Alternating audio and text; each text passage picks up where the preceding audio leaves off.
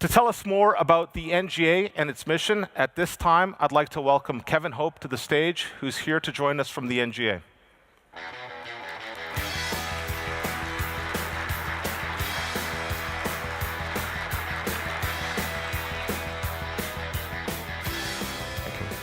Thanks for being here. You bet. Thanks.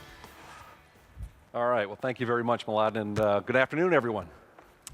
So as Mladen talked about, I'm Kevin Hope, Director of NGA's Foundation GEOINT Group.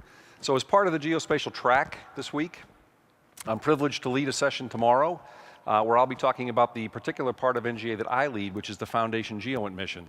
So that's from 12 to 1:30, so shameless plug. I hope to see many of you there to have a deep dive conversation with me about where we are, the challenges, and where we're going with respect to Foundation GEOINT. So today, I'm just going to make a few very brief comments, sort of whet your appetite a little bit, and talk a little bit more about NGA as an agency and this thing we call geospatial intelligence, just in case some of you aren't as familiar with us as an agency or GEOINT as a discipline. So let's start the conversation around what is geospatial intelligence, or this thing we call GEOINT.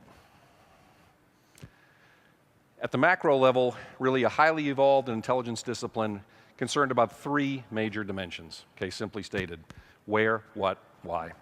Okay? Where exactly something or an object is located with precision on the face of the Earth. Okay, what those objects are and how they're defined in their characteristics. And lastly, and most importantly, why.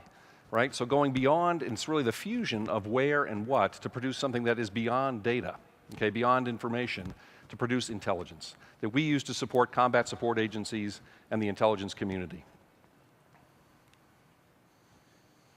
So when you think about NGA, a relatively young organization, historically speaking, but you think about the timeline and the context of geospatial intelligence, it's actually a long and rich history in this country in terms of where geospatial intelligence traces back to. All the way back to revolutionary times, George Washington, okay, president, statesman. Most importantly to us, surveyor, mapmaker, okay? That's geospatial intelligence, okay, as far back as we can go.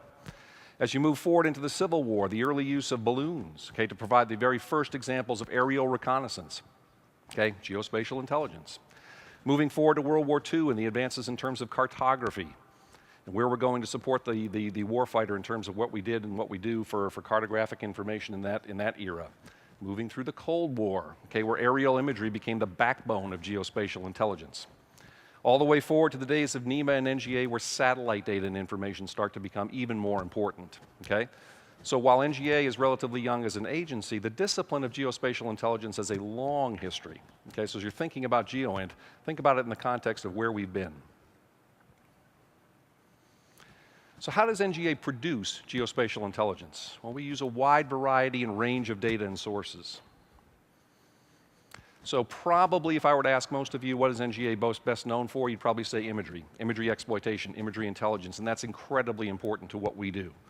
Remotely sensed data, panchromatic, multispectral, infrared, hyperspectral imagery, all incredibly important to us, have been, will be in the future, okay? But there's a whole nother dimension to geospatial intelligence, and that's the foundation side of the context, okay? Land, sea, air, science, and research, okay, are all components of geospatial intelligence, okay? Land data, feature content, maps, charts, geospatial information, GIS data, sea and air information. NGA produces on a 28-day cycle, okay, the information that are in the cockpits of our aircraft and the bridges of our ships. We are producing and ensuring safe navigation, okay, as part of geospatial intelligence.